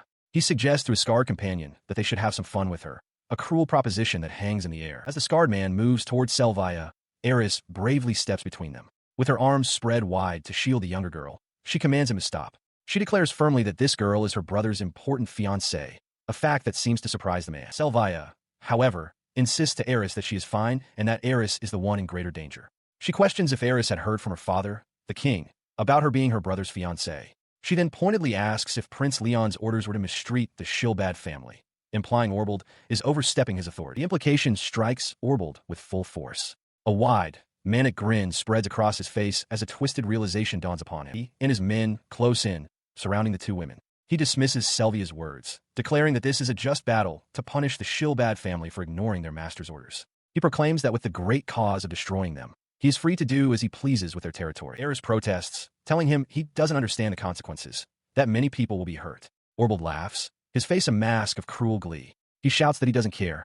As long as he is happy, it is fine. Aerys stares in horror, the realization dawning that the family she thought they were building was a complete lie. She glares as Orbald leans in, a cruel smirk on his face. He mockingly asks if she is crying, then announces to the crowd that it's time for revenge. He declares his intention to enjoy himself with Aerys, while telling his men they can have their way with the cornered saintess. His words send the mob into a frenzy of cheers, the men vowing to follow him for life. Stepping forward, Selvia looks on in disbelief. She asks Orbald if that is truly all he has to say, warning him that if he intends to bring harm to Aerys or the Shilbad family, she will be forced to retaliate. Aerys turns in alarm, questioning Selvia's declaration. She realizes with dread that Selvia intends to fight, even though she can't use her Pucci fire spell. She stands her ground, facing the leering crowd. Aerys knows Selvia has magical training, but she cannot imagine how the priestess could possibly stand against Orbald and his entire mob. Orbald's expression twists into a condescending grin. He taunts Selvia, wondering aloud if helping Kane fight monsters has made her overconfident. He scoffs at the idea of her Pucci fire, questioning how such a novice magic user could possibly stand up to a genius like himself. He then turns his scorn on Aerys, calling her disgusting. Aerys explodes with rage, demanding to know who he thinks he is and declaring that her Kane is far stronger. Selvia, equally incensed, orders him to be silent. She reminds him that Kane defeated a demon that Orbald couldn't even touch, and vows that she will not forgive anyone who insults Kane. In response to his insults, Selvia unleashes her magic. With a cry of Pucci fire, a colossal torrent of flame erupts from her hands, washing over the entire mob in an instant. The men scream in agony as the inferno consumes them. Orbald can only stare, his mind reeling in shock from the sudden, overwhelming display of power. The fiery wave continues its destructive path, sweeping through the ranks of his men without mercy. He looks on, sweat beading on his face at the charred aftermath. He cannot comprehend the source of such devastating power. He stared in utter disbelief, his face contorted with rage. He questioned how such magic could exist without an incantation, dismissing it as a trick. He furiously labeled it the work of a fake priestess and shrieked for her to be killed. Selvia, meanwhile, looked on with wide, stunned eyes, as if shocked by the power she had just unleashed. Her shock gave way to a steely resolve. She declared that she could not afford to hold back. A realization struck her. A fire spell of such immense power and range was typically the domain of a high-ranking court mage, something she shouldn't be able to wield so easily. Before the mob could advance, they were suddenly frozen in place, ensnared by dozens of thin, glowing threads. The bindings shot out from a dark-haired man who had appeared nearby, his hands extended as he controlled the restraining energy. The restraining threads tightened, completely immobilizing the entire group of thugs. "What is this?" Orbald yelled, bewildered by the sudden turn of events. From the sidelines, Aerys shouted out to Selvia, anxiously asking if she was unharmed. In that moment of confusion, Kane burst into action. He vaulted through the air, delivering a devastating kick to one helpless thug and a powerful blow to another, neutralizing them instantly. As he moved through the immobilized crowd, Selvia watched in awe, calling out his name with a mix of relief and surprise. A group of brutish men corner Aerys, one snarling directly in her face. She recoils in fear, realizing the immense strength and aggression of her assailants is far more than she anticipated. Suddenly, Kane is among them, his sword drawn. He stands as the calm center of a brewing storm, surrounded by the thugs, and coolly announces his intention to kill them all. His eyes narrow, reflecting a cold, unwavering determination. He moves in a blur, unleashing a series of swift sword strikes. Arcs of light flash through the air, forcing the surprised men to stumble back. Leaping into a spin, he unleashes a powerful shockwave that sends the entire crowd of thugs flying. From a distance, Orbald witnesses the display, his expression twisting into a mask of pure rage as he recognizes the source of this incredible power. The moment brings back a memory of a past confrontation. Orbald had furiously demanded to know who this trash Kane was, noting the sudden shift in the atmosphere. Kane had calmly introduced himself as Kane von Silford, stating he hadn't forgotten Orbald's face and vowing to send him to hell for daring to lay hands on Selvia and Aerys. Back in the present, a notification appears in his field of vision. He has gained proficiency in his swordsmanship skill, leveling it up to 4 and increasing its accuracy and attack power by 40%. Orbald, seeing Kane's effortless display, seethes. He screams that Kane is getting far too cocky for someone who was once nothing. He responds not with a physical attack, but with a surge of magic. Spreading his arms wide, Orbald casts powerful enhancement spells, boost and resist fire magic, over his entire assembled force. Kane watches, noting internally that Orbald is a far more skilled magic user than his game counterpart ever was, to be able to cast buffs on so many people at once. Orbald smirks, declaring that such a feat is only natural for a genius like himself. His magically enhanced opponents, a rough-looking band of mercenaries, jeered and laughed, ready for the fight. Their leader, Orbald, cackled maniacally. He mocked Kane, declaring that as a fire magic specialist, casting resist fire magic on his men was a simple matter, rendering Kane's abilities useless against them. Behind him, one of Aerys' maids bravely stepped forward, vowing to protect her mistress. He, however, remained unfazed by the taunt, calmly telling Selvia to stay back and not to worry. He recognized Orbald's spell, Selpedo's sphere, and knew its critical flaw. It offered no protection against purely physical attacks. He recalled the spell's immense power and the difficulty in controlling it, a power he had never before unleashed on another person. Just as the confrontation was about to escalate, a commotion erupted from the edge of the woods. A large group of people had arrived. Suddenly, a man cried out for Master Kane, announcing that Lancelot had arrived with reinforcements, just as one of Orbald's men was struck down. The butler, Lancelot, stood firm, his sword drawn. He positioned himself between the advancing, axe-wielding mob and the terrified Aerys and her maids, ready to defend them. Without a moment's hesitation, he moved. In a whirlwind of steel, Lancelot carved a path through the attackers, his movements too fast for them to counter. The single, sweeping strike sent his opponents flying, their bodies thrown aside as if by a powerful gale. The sheer force of his swordsmanship was overwhelming. With the immediate threat neutralized, Kane addressed the butler. He tasked Lancelot with protecting the ladies while he went to deal with Orbald, whom he called Gordon. Lancelot accepted the command without question. As he prepared to move, he reflected on the surprising strength of his own legs. He understood that the swordsman's body he now possessed had immense potential, growing stronger the more he pushed it. He recalled his daily 20-kilometer runs, with Selvia surprisingly keeping pace, and realized that what he thought was an escape was actually preparation for this very confrontation. Lancelot observed this, noting that the results of Kane's rigorous training were indeed fascinating. Lancelot then turned and bowed deeply, expressing his admiration. The revelation of his identity sent a shockwave through Orbald's ranks. They stared in disbelief, questioning if this was truly Lancelot, the former vice-captain of the Knights, the legendary warrior who was said to be the strongest in the kingdom. He could only stare in disbelief as Lancelot spoke with fervor, declaring that this was the very embodiment of the ideal knighthood. Orbald's mind raced, recalling his father's stern warning to never cross the legendary knight. Lancelot continued, explaining that a truly strong man is one who strives endlessly to protect those he loves, a quality he sees perfectly in Master Kane. His shock turned to outrage as he shouted, questioning what Lancelot was even doing there. In the distance, Kane observed the exchange with a look of disinterest, thinking to himself that he had no particular concern for the ways of knighthood. The legendary knight ignored the outburst, instead making a formal declaration. He stated his unwavering loyalty to Master Kane and drew his gleaming sword, warning that if anyone dared to raise a blade against him, they would have to face Lancelot's own. The mercenaries, however, began to shout defiantly, undeterred. Kane stepped forward to address them directly, his voice cutting through their noise. He asked if they truly thought they could get away with their vile actions and simply retreat. Before they could react, several of the men were struck down. Kane stood over their fallen forms, his expression cold as he reflected that for what they did to Selvia and Aerys, they deserved no mercy. Seeing his forces dwindle so easily, Orbald descended into panic. He shrieked at his remaining men to flee and protect him, then desperately offered a bonus of 10 gold coins to anyone who could defeat Kane. Tempted by the reward, the remaining mercenaries roared and charged forward as one. He met their assault without hesitation, his body a blur of motion as he moved between them, his blades striking out in a flurry of impacts. The relentless attack continued. He deflected one man's sword, while simultaneously smashing the pommel of his own into another's face. A final, brilliant flash of energy erupted. One last mercenary stared in wide-eyed terror at the aftermath, his face frozen in shock. Kane stood perfectly still, his expression calm and resolute. He stands over the fallen bodies, his sword held loosely at his side. Their movements had been too slow, their actions too wasteful. He reflects on the power of his Black Moon sword. He must be careful not to let its dark attribute deal additional, fatal damage. After all, he needs them to live so they can properly atone for their crimes. With that resolve, he turns his attention to the next group. A large crowd of hostile-looking men, armed with makeshift weapons, glares back at him. He reaffirms his decision. These people must be made to atone for their sins while they still live. Kane stands amidst the bodies of the defeated mercenaries, a hand brushing through his hair. The butler, Lancelot, approaches, praising Lord Kane's impressive display. Kane reflects internally that in the world of the game, Aerys never existed, and an act like this might have led to his exile. He turns to see Aerys, who is awestruck, exclaiming how incredibly strong he has become. The sight brings back memories for Kane. Aerys had always been there to cheer him on, stepping into the role of a mother for him and his brother after their own had passed away. This tender moment is shattered by Orbald's furious scream. Vowing that he will never forgive anyone who would harm Aerys, he unleashes a powerful spell, roaring out its name. Fireball. The projectile streaks towards Kane, but he notices its trajectory is set to strike Aerys if he simply dodges.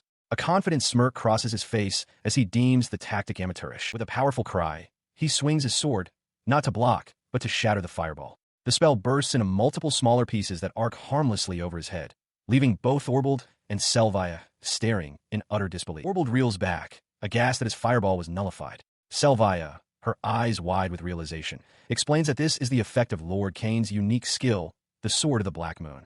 She clarifies that while a dark attribute sword normally cannot interfere with magic, Kane's skill makes it possible. His face contorted with rage and disbelief, Orbald whirls on Lancelot, demanding to know why he was never told about such an ability. The butler calmly replies that with the combination of the skill bullet and the Sword of the Black Moon, neither magic nor projectiles will work on Lord Kane. He concludes that this means Orbald has no choice but to engage in close-quarters combat if he hopes to win. Infuriated by this revelation, Orbald turns his back on them and faces the crowd of hostile villagers he brought with him, preparing to incite them to attack. The villagers, agitated and confused, shout amongst themselves, questioning how a nobleman's son could be so powerful. Spurred on by Orbald, the mob surges forward, a chaotic wave of bodies intent on overwhelming Kane with sheer numbers. He stood unfazed as Orbald, panicked and desperate, screamed that Kane had injured him and defied Prince Leon's orders. Orbald vowed to report this to the royal family, while his defeated mercenaries pleaded for their lives. His opponent's threats meant nothing. As Orbald ordered the complete annihilation of Kane's allies, Kane coolly asked if he truly expected forgiveness. In a flash, he delivered a powerful kick to Orbald's face, sending him crashing to the ground among the other fallen villagers. Kane noted with disdain that even his own father had never struck him. From a safe distance, the butler Lancelot observed the scene, a clearing littered with the unconscious bodies of the entire mob.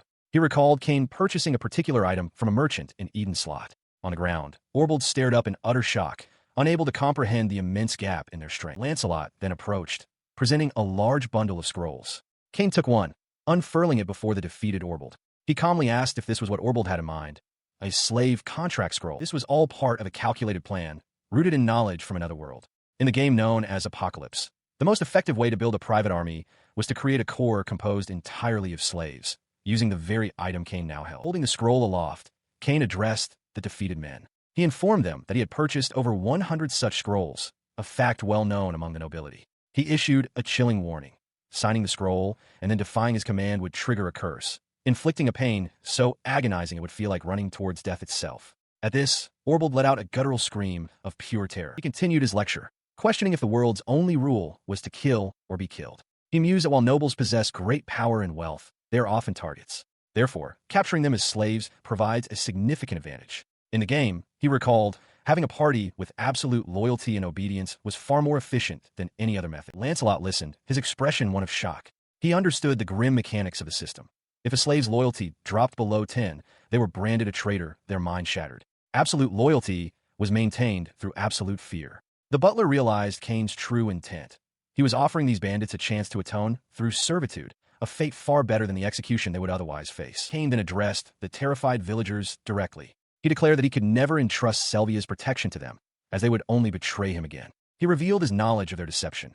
They knew she was the priestess of the world tree, yet they still conspired to abduct her. He explained that this confrontation was long planned. He had been systematically buying slave contract scrolls from merchants, anticipating the day he would need them for the local bandits. The attack on Aerys and Selvia confirmed his suspicions, and reports from merchants about the bandits gathering in one place gave him the perfect opportunity to act. As he presented his solution, Aerys's eyes widened in sheer admiration. She realized with a gasp that Kane had thought so far ahead, all for the sake of the domain and her sister. Before them, Orbald groveled on the ground, begging for mercy. He pleaded to be spared, promising that as the next head of the Orbald family, he would be a powerful asset in war. Kane's companions reacted with surprise, while Kane himself remained unmoved, stating that while he wouldn't enslave an innocent person, Orbald was far from it. He presented the scroll and quill to the terrified noble. Kane's voice was cold as he gave the ultimatum: sign the contract or die on the spot. He added that signing would also mean Orbald wouldn't have to go to war against the Earl's family, a chillingly calm threat. With a trembling hand, sweat beading on his brow, Orbald signed his name to the contract. Kane watched the act with a quiet intensity, his expression unreadable. He picked up the completed contract and posed a question to the defeated man. He wondered what Orbald would have done if their roles were reversed, musing that he likely would have been killed without hesitation.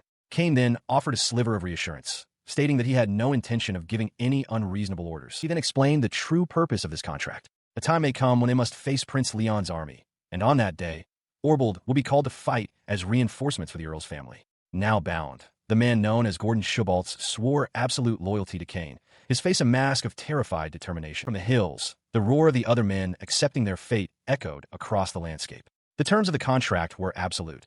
If his orders were ignored, Kane could inflict unbearable pain upon his new servants, making refusal impossible. While Orbald wails in defeat, Selvia turns to Kane with a bright, earnest expression. She thanks him sincerely, acknowledging that he saved her. She continues, explaining her relief and newfound confidence.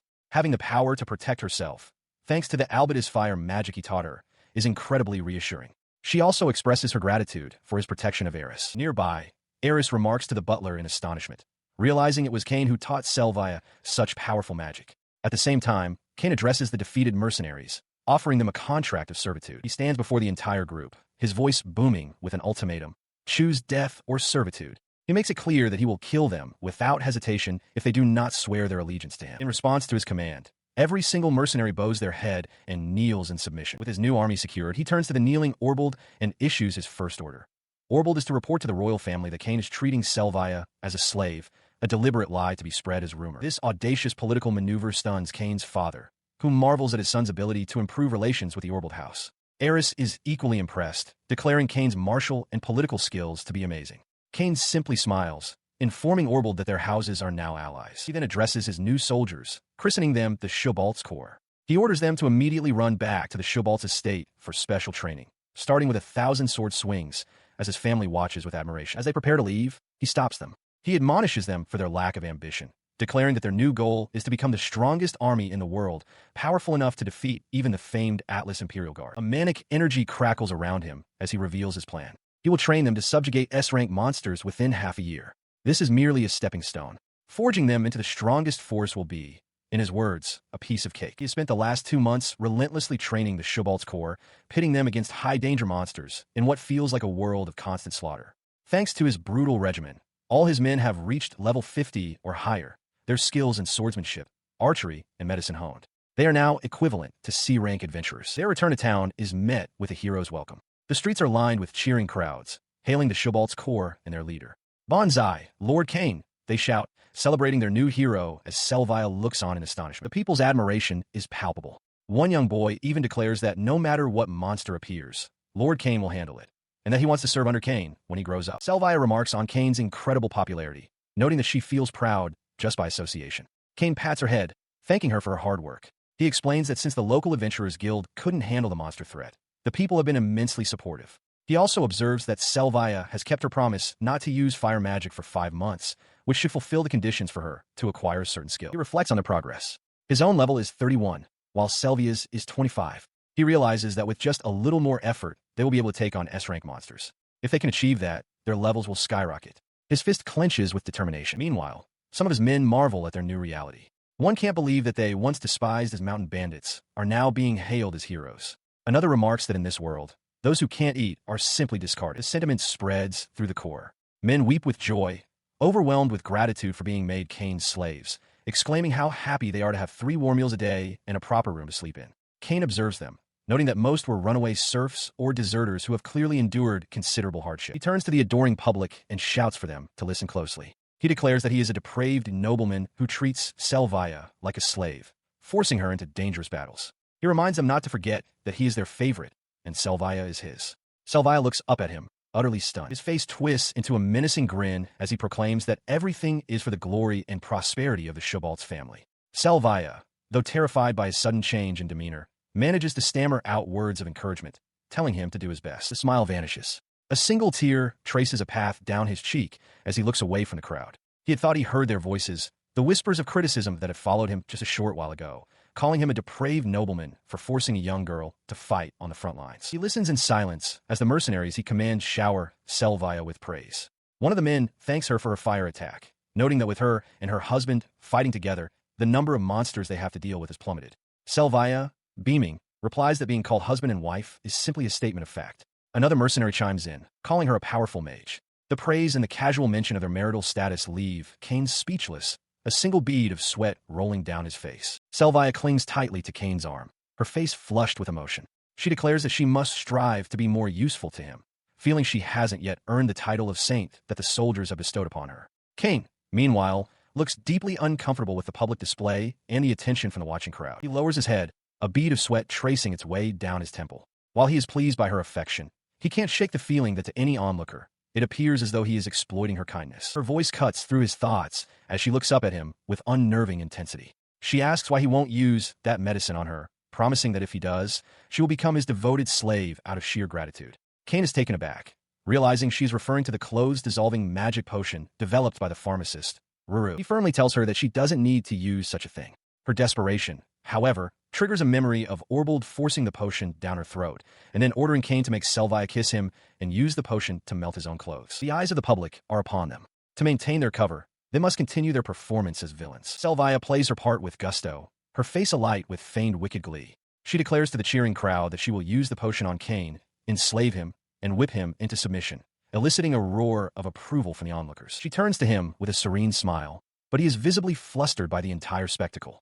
He reflects that while he believed he was the one in control, seeing this side of her confirms his suspicion that the Shobalt's family is truly peculiar. Later, dressed in more practical attire, he suggests to Selvia that since the Shobalt's army has likely finished their monster subjugation, the two of them should head deeper into the Mithril mine to increase their levels.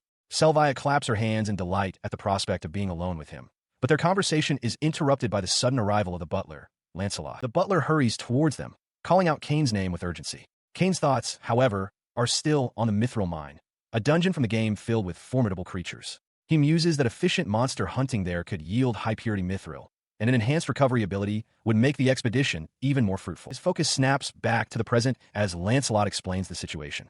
An urgent magical communication has come from Prince Leon, and Kane's father is responding to it. Stunned by the news, Kane demands to know the nature of the message. The butler, Lancelot, delivers the urgent news to Kane's father and Selvia. A massive undead outbreak has occurred near the capital, and a subjugation order has been given to Selvia's father, Fernand.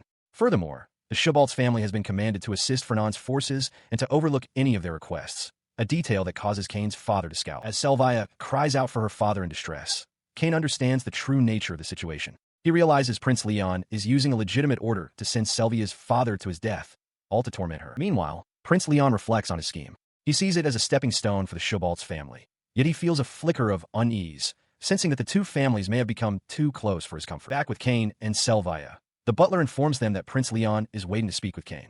Unfazed, Kane remarks that this development is actually quite convenient and that everything is proceeding as he anticipated. He then turns to Selvia, gently placing a hand on her head. Startled, she apologizes, lamenting that she has caused her father so much trouble. He tells her not to worry, assuring her that he will handle everything. This, he knows, is the beginning of his first true confrontation with Prince Leon. Shortly after, Kane arrives at a grand, imposing mansion. As he steps into the opulent foyer, a voice from the top of the grand staircase calls out, acknowledging his return. He is led into a lavish room where Prince Leon sits casually on a throne-like chair. Kane's father is also present, nervously explaining that he was just admiring the prince's noble countenance. Playing his part, Kane bows deeply, introducing himself as Kane Shubaltz, His Highness's loyal servant. He understands now that the rumors of the two families growing close have indeed reached the prince's ears. Prince Leon confronts Kane's father, who is slumped in his chair, looking utterly exhausted. The prince questions if his orders are being taken lightly, reminding the man that he has been waiting for a direct discussion. With a sharp tone, he demands an answer. Before his father can respond, Kane steps forward with a placid smile. He reports that he has been diligently carrying out the monster subjugation, putting all his effort into the task. He continues his report, assuring the prince that he is executing his commands daily. Kane explains that he is using the monster extermination as a pretext to get close to the Shubalt's earldom and has prepared a gift for them. The prince then interjects, demanding to know why people from the Fernan earldom are entering their territory, noting that the family is already being scorned by other nobles for having ousted the Saintess. Kane calmly replies that this situation serves as a convenient excuse, dismissing the Shubalt's earldom as nothing more than a nuisance. A cruel, satisfied smile spreads across the prince's face. He turns his gaze back to Kane's father and gives his final command. He will permit him to crush Selvia before his very eyes, and he will not be allowed to stop until it is done. Kane stands silently in the grand hall, his expression grim. He has arrived as summoned. He reflects internally that the prince's words are far from wise. They are a pronouncement of despair for the very girl he is trying to save. From his seat, Prince Leon scoffs at the notion. He finds the idea of Kane trying to save the girl amusingly pointless. With a cruel smirk, he declares that if Kane isn't going to play along, things will be dull. He then threatens to show Kane true, thorough despair, causing Kane's eyes to narrow with fury. He continues, explaining that he has already spoken with the butler. Leon clarifies that he isn't angry with Selvia, but warns that if he is forced into action, the royal family will begin preparations for war. To that end, he has already issued an order to Confrontation. Leon elaborates on the recent plague of monsters near the capital, noting it's the same phenomenon that affected the world he once knew. He coldly pins the blame on Selvia for shaming him, declaring that her father, Count Fernan, must atone for her crime with his life. He makes it clear that he will offer them no assistance whatsoever. He bows his head slightly, acknowledging the command. Kane then asks for permission to pose a question. He mentions the undead that remain near the capital and asks if he will be recognized for patrolling the area to deal with them. His mind fills with visions of the undead scourge. Those killed by them rise again, swelling their ranks exponentially. He recalls that entire nations have fallen to this plague throughout history, and he feels a personal responsibility to prevent such a foolish fate from befalling this country. The prince dismisses his concerns entirely. As long as the capital's walls stand, he sees no issue. He callously states that it doesn't matter if thousands of commoners in the towns and villages are slaughtered like insects.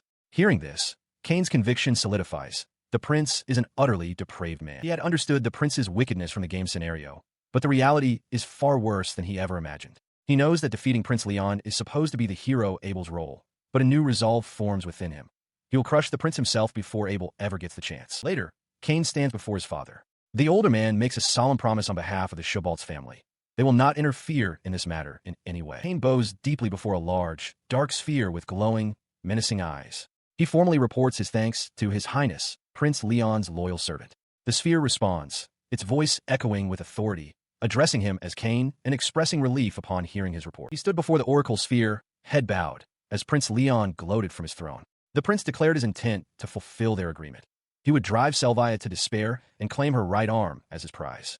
Kane offered only a short, sharp breath in reply. Realizing the gravity of the prince's true intentions, he turned and sprinted down the grand hall. He understood now that he had been deceived. Had he not acted, the consequences would have been dire. He shouted for Lancelot. The butler and his father met him at the end of the corridor.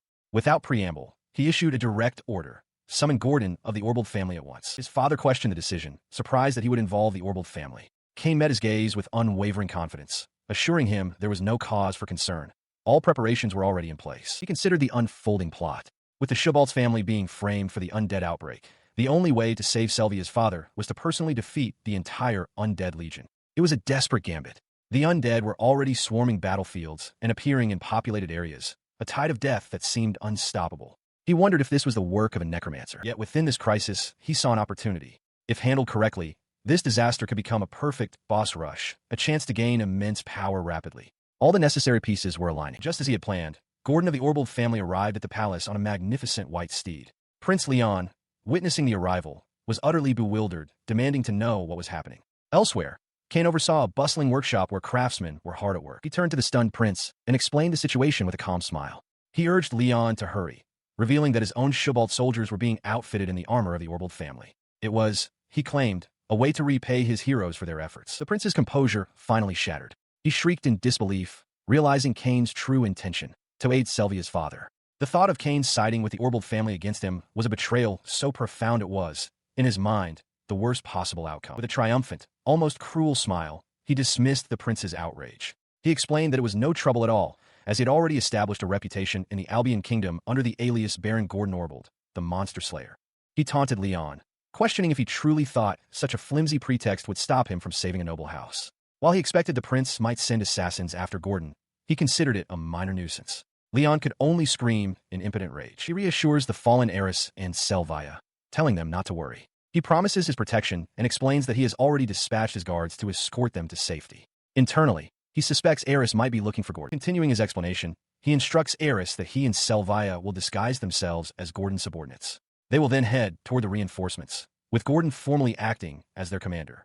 The suggestion leaves Aerys utterly stunned. Gordon embraces the role with theatrical flair, declaring that he must absolutely play the part of a hero, otherwise it would be a problem. He admits it's not a bad idea, and finds himself re-evaluating Kane, concluding that he is a worthy master to serve. He continues, stating that while the situation is unthinkable, his fondness for Aerys motivates him to go along with it. He concedes that this was all part of Kane's brilliant strategy. A sudden realization strikes Gordon. He remembers that the Shubalt's army consists of only about 100 soldiers, a fact that visibly concerns Selvia. His realization turns to panic, and he shouts that their situation is impossible, crying out that he doesn't want to die. Kane calmly tells him to be prepared, assuring him that everything has been taken care of, and asks him to look after Aerys. Just then, Lancelot arrives, pushing a cart laden with weapons.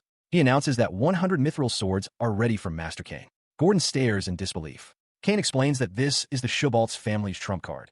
Equipping all their soldiers with powerful Mithril swords will more than compensate for their lack of numbers. Selvia's eyes widen in amazement at the sight of countless gleaming swords arranged in racks. She marvels that such a large number have already been completed. Kane's father, beaming with pride, addresses the group.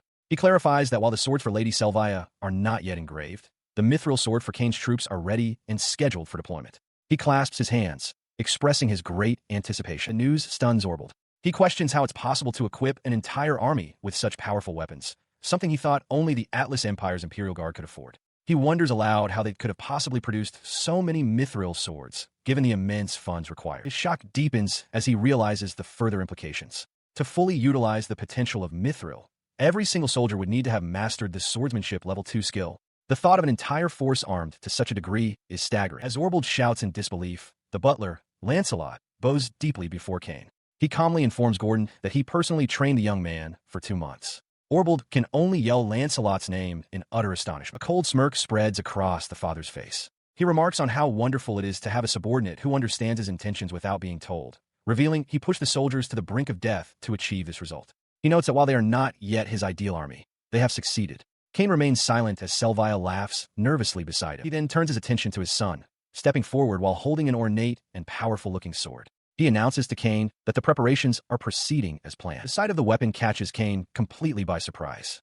His eyes widen as he stares at the magnificent blade his father now holds before him. His father offers him the sword, telling him to take it. He explains that this blade was specially commissioned to protect him. Kane reaches out and takes the hilt, his expression one of shock. He holds the weapon, his own wide-eyed reflection staring back at him from the polished steel. He looks at the intricate design, silently questioning what this sword truly is. He thanks his father, his eyes wide with appreciation. His father explains that he likes the sword, clarifying that it's no mere mithril blade. It has been enchanted to grant a bonus of +10 to attack power and a 10% increase to overall attack strength. His father's expression turns serious as he asks if Kane truly understands. He declares that the fate of both their families, and indeed the entire country, now rests on Kane's shoulders, asserting that he is worthy of bearing such a heavy responsibility. Kane is left speechless by the weight of his words. Orbald, who has been observing, steps forward to praise the magnificent sword. Kane's father explains that enchanting a weapon with +10 attack power requires a massive quantity of expensive materials. Orbald concurs, noting that such a feat is rarely accomplished. A faint, grateful smile touches Kane's lips as he processes the magnitude of the gift. He holds the blade, admiring its form. He thinks to himself that this is a reliable partner, far different from the tools he knew in his past life's games. His father firmly grasps his hand, giving him a final, solemn order. Kane must return alive, and he must bring Selvia back with him. He assures him that both he and Aerys will be waiting. The gravity of the moment is shattered by a sudden cry. Aerys bursts into view, calling Kane's name with urgency. Her sudden appearance startles Kane, Selvia, and the prince. She runs toward Kane, passing Selvia, who is elegantly boarding a nearby cart being loaded by 2 workers. She throws her arms around him in a tight embrace, catching him by surprise. She exclaims that Riru and Ash have prepared a large supply of enhancement and recovery potions for him. Still clinging to him, Aerys tearfully begs him to come back alive. Nearby, Selvia watches the emotional farewell with a gentle expression, addressing Kane as well. He stood silently as Riru, the pharmacist, presented her latest creation with dazzling excitement. She announced it was a supreme enhancement potion, powerful enough to restore even a lost limb. Selvia, equally impressed, praised Riru as her master in the craft. Selvia's own skills had grown considerably. She reflected that thanks to Riru's guidance, her pharmacist skill had ranked up to level 2. Meanwhile, Kane himself had also apprenticed under Riru, acquiring level 1 in the skill as workers loaded supplies for their journey. Riru then turned to Kane, presenting him with a small, tied pouch. She explained that after a great deal of difficult adjustments, she had finally succeeded in developing the poison he had requested. Kane accepted it, a look of satisfaction on his face. His satisfaction was short-lived as Selvia leaned in close, her eyes fixed on a different vial he now held. She asked with sudden intensity if it was an improved version of that particular medicine, causing Kane to startle. A horrifying realization then struck her. She recoiled, shouting that it wasn't just any medicine. It was an improved magic potion designed to dissolve clothes. She couldn't believe he would possess such a perverted item to use on his own fiancée. With their preparations finally complete, Kane announced their departure to Aerys and Selvia. He pointed towards the capital, and Lancelot, the butler, bowed deeply, stating he would escort them as far as the main gate. Their journey began, crossing the vast borderlands. From this remote region, the royal capital was a full 10 days away, even traveling by the swiftest means. A great column of soldiers marched with them. They had to reach their destination quickly to begin the Undead subjugation, lest the enemy's numbers swell beyond control. Watching the approaching force from a distance, a knight commander's eyes widened in alert surprise. He stood beside a subordinate, having clearly noticed the arrival of the army. At a fortified gate, a contingent of mounted soldiers is halted by the guards on duty. The guards demand to know their affiliation, questioning which army they belong to. A rider from the arriving party announces that they are soldiers of the Orbald family. The leader of the group, a man in a full metal helmet, explains that Baron Orbald has sent them to subjugate the troublesome undead plaguing the royal capital. Beside him, Prince Leon sits rigidly on his horse, his face pale and beaded with sweat, while Selvia looks on from her own mouth. He addresses the visibly flustered prince directly, confirming his identity as Gordon. One of the gate guards suddenly recognizes the emblem on the lead horse's armor. It is the crest of the Orbald family. The rider then confirms this, loudly proclaiming himself to be Gordon Orbald. The guards express their confusion, stating they had not been informed of his arrival. Gordon explains that he has come to reinforce Baron Ferdinand's troops, citing the rampant undead as the reason for his unsolicited aid. His eyes narrow behind his visor as he delivers a sharp ultimatum. To refuse his help is tantamount to abandoning the people and the country itself. He then turns his gaze back toward the still trembling prince, pressing the issue. Breaking under the pressure, Prince Leon erupts, his face contorted in panic. He screams that Gordon is right and furiously orders the guards to open the gate at once. Startled by the outburst, the guards apologize for their hesitation. As the heavy iron gate begins to grind open, the prince's panicked expression melts away, replaced by a faint, knowing smile. Beyond the walls, a vast army of Orbald's mounted soldiers waits in formation. Unbeknownst to these rank-and-file troops, the order from Prince Leon to have Baron Ferdinand executed was never passed down to them. Within the capital's walls, Gordon Orbald's men shower him with praise, declaring him a true noble for his spirit, a stark contrast to the idle Prince Leon. The prince himself, overwrought with emotion, deflects the attention, screaming that the praise should be directed at Kane Shubaltz and that no one should spread rumors about him. His outburst is cut short as a figure in a dark cloak and a full, intimidating helmet calls out to him. Prince Leon turns, startled and sweating, as the mysterious man and his mounted retinue block the path forward. Later, on horseback, the helmeted man, Kane, apologizes profusely to Gordon. He insists that his own name not be mentioned during the expedition, thinking to himself that he must remain subservient for now. Gordon, clad in plate armor, seems satisfied, noting that Kane's men pass the checkpoint without issue. From a distance, Aerys observes with a knowing smile, remarking to herself on Kane's talent for flattery. As the expedition begins, Kane watches the soldiers, reflecting that the rank and file must feel bitter about being ordered to leave the extremely dangerous undead unattended. He considers Prince Leon's predicament, concluding simply that the prince is deeply unpopular. 2 days later, the company rides hard through a dense forest. Kane knows that once they break through this wooded expanse, the capital is near. He muses that this forest, a known den of monsters, would normally be perilous to cross. Their safe passage is only possible because they are accompanied by Selvia, the priestess of the World Tree. As they pass a prosperous-looking village, he is struck by how different this reality is from the game he remembers, where the road to the capital was lined with ruins and wastelands. The Albion Kingdom is far more robust than he anticipated. His thoughts are interrupted when Selvia turns to him, her eyes wide with a new understanding. She asks if there was something he knew before the main story of the game began, explaining that the wood spirits, prompted by his presence, have just told her something. She and the others rode onward, deeper into the woods. A message had arrived. Just beyond this forest, Kane's elder brother had established his camp. She urged the armored knight beside her to quicken their pace, explaining they needed to rendezvous with Prince Fernand's forces. He acknowledged her command, guiding his mount forward. As they crested a hill, the scene that unfolded stopped them cold. A vast battle raged below. A scout cried out that Kane's elder brother's camp was under assault by an army of the undead. Selvia stared in disbelief at the sheer number of foes, her voice trembling as she estimated there were roughly 6,000 of them. He quickly assessed the situation. Prince Fernand's army numbered around 1,000. They were outnumbered 60-1. He knew that in a straight fight, they stood no chance of victory. He spurred his horse forward, shouting for the others to hurry, warning that they would just barely make it in time. The prince, riding alongside, expressed his surprise, questioning if Selvia had managed to use farsight magic. Suddenly, a new horror appeared before them. A headless knight, clad in dark, blood-stained armor, mounted on an equally grim steed. Selvia gasped, her eyes wide with terror. The prince identified the creature as a Dullahin, a fearsome S-rank monster. The sight sent a wave of despair through Selvia, who believed their situation was now hopeless. But the armored knight's voice cut through the fear. He declared without hesitation that he would be the one to defeat this S-rank monster. In response to his subordinate's confidence, Confronting Orbald bellowed the order for the Shubalt's forces to charge. The mounted knights echoed the command, spurring their horses into a full gallop as they descended towards the battlefield. He rode at the head of the charge, his resolve hardening. An S-rank monster was certainly a threat, he considered, but at his current level of strength, it was not an opponent he could not defeat. With Selvia and the prince flanking him, he raised his voice over the thunder of hooves, rallying the soldiers with a simple, powerful command. Follow me. An army of knights thunders across the field, their armor gleaming as they charge forward on horseback, a wave of steel and determination. Their disciplined charge crashes into a chaotic horde of skeletal warriors, the clash of swords and shields echoing across the battlefield. The sheer ferocity and numbers of the undead prove overwhelming. The knights realize with horror that for every undead they strike down, a fallen comrade is liable to rise and join the enemy's ranks, pushing them toward annihilation. From within his helmet, one knight's eyes widen as he takes in the disastrous scene. His attention is drawn to a cry of alarm.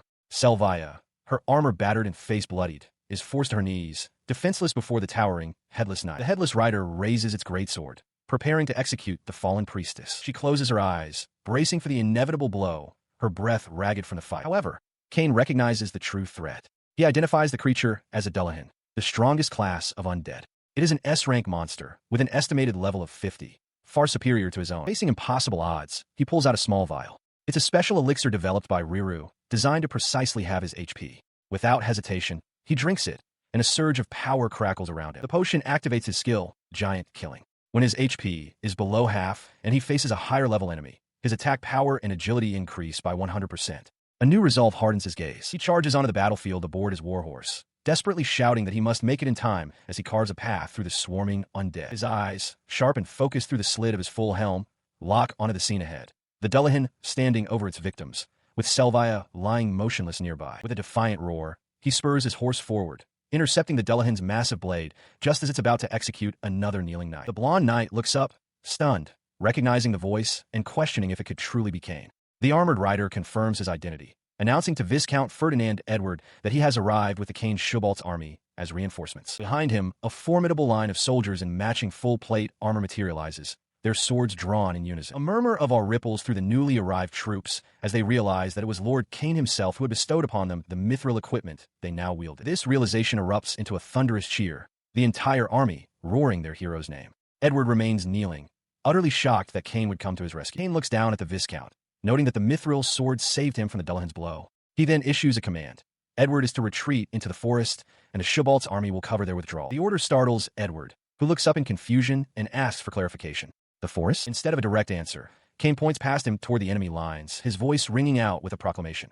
Selvia is the true priestess of the World Tree. He watched the headless knight, his gaze intense from behind his steel visor. A bead of sweat traced a path down his temple as he assessed the formidable enemy. The Dullahin, in response, tightened its grip on its corrupted blade. A dark energy seemed to thrum from the weapon, a testament to its unholy power. That power had just unseated Viscount Edward, who watched in disbelief as the headless rider galloped away, leaving his slain mount behind. What was that?" he stammered, realizing the crushing weight of the blow surpassed even the strength of Lancelot. As the Viscount reeled from the display of strength, Kane's voice cut through the air, his eyes fixed on the Dullahin's path toward the nearby woods. He declared their objective: If they could get Selvia into the forest, she could use her ability to control plants to protect herself. Facing the relentless advance of the skeleton horde, Selvia raises her hand, a complex magical sigil glowing brightly before her. With a look of sheer desperation and immense effort, she screams the incantation.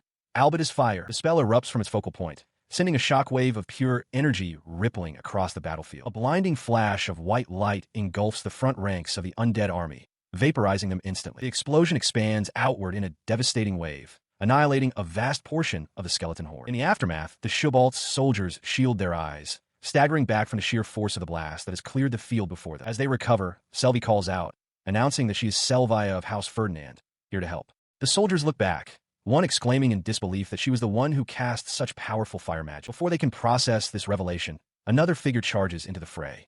Lancelot, mounted on his warhorse, leaps over the soldiers and into the remaining skeletons, roaring that he is the head vassal of the Kane family. He cuts a swath through the undead ranks, his blade a blur of motion as he effortlessly dispatches enemy after enemy from horseback. This sudden, ferocious assault leaves the Shubalt soldiers staring in stunned silence, caught completely off guard by the arrival of yet another powerful, unexpected ally. They watched in disbelief as the lone rider carved through the undead.